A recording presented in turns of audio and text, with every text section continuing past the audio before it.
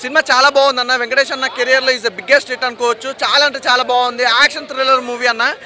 మీరు మాత్రం ఒకటే నాకు తెలిసి ఒక ఎమోషనల్ తోటి పాటు అలాగే యాక్షన్ మూమెంట్ అనమాట. చాలా బాగుంది, వండర్ఫుల్ అనమాట. ఆ బ్యాక్గ్రౌండ్ మ్యూజిక్ కానీ, ఆర్ఆర్ కానీ, ఆ ఫైట్స్ కానీ, ఇక అలా చెప్పుకుంటూ పోతే హీరో గారి పర్ఫార్మెన్స్ మాత్రం ఇంకో లెవెల్లో ఉంది.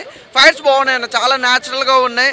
ఒక చిన్న పాప గురించి, ఒక తన కూతురుతో పాటు ఒక 365 మంది పిల్లల్ని కాపాడిన సైకో సైందవ్ చాలా బాగుంది అసలు. సినిమా అయితే డిఫరెంట్ అన్న, చాలా డిఫరెంట్.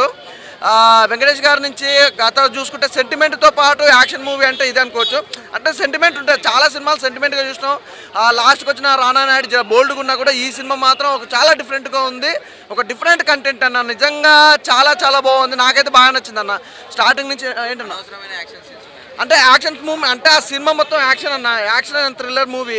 ఇంకా అలాంటప్పుడు యాక్షన్ ఎక్కువ ఉంది అన్నప్పుడు మనం ఏం చేయాలి? నేను క్లియర్గా చెప్తున్నా, ఒక మంచి అంటే వెంకటేష్ గారి కెరియర్లో సినిమాలన్నీ ఏంటంటే ఒక ఫ్యామిలీ ఎంటర్టైన్మెంట్, ఒక డిఫరెంట్, ఒక లవ్ స్టోరీ, ఒక అంటే ఫన్నీ ఉంటుంది. వెంకటేష్ గారి నుంచి అయితే మనం అయితే ఏదైతే ఫన్ ఉంటుందో ఆ ఫన్ అయితే ఇందులో ఎక్స్పెక్ట్ చేయకండి. Only full action thriller movie అంతే, ఇంక అందులో అయితే ఎలాంటి డౌట్ లేదు. తండ్రి కూతుర్ల సెంటిమెంట్, ఆ చిన్న పాప కానీ చాలా బాగా యాక్ట్ చేస్తారు, చాలా బాగుందన్న. అన్న మనోడిని అంటే యాటిట్యూడ్ అనేది చాలా బాగుంది. అంటే మనోడు నవ్వుతోనే తడి గొంతుతోటి తడి బట్టతోటి గొంతుకు వస్తున్న డైలాగ్ ఉంటుంది కదా, ఆ విధంగా ఉందన్నమాట మనోని క్యారెక్టర్ వైజ్ చాలా బాగుంది. అంటే హీరో అంతా యాక్షన్ ఉన్నప్పుడు విలన్ని మాత్రం కామెడీ వేలా చూపించారు, చాలా బాగుంది.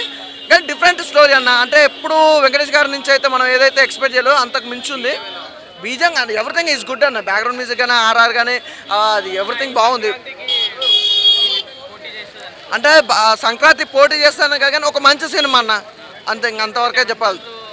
హనుమాన్కి దీనికంటే సంబంధం లేదు, దేని దానికే ఉంటుంది. అంటే అది ఇదేమో మొత్తం యాక్షన్ థ్రిల్లర్ మూవీ, అదేమో ఒక చరిత్ర గురించి, దేని దానికే ఉంటుంది.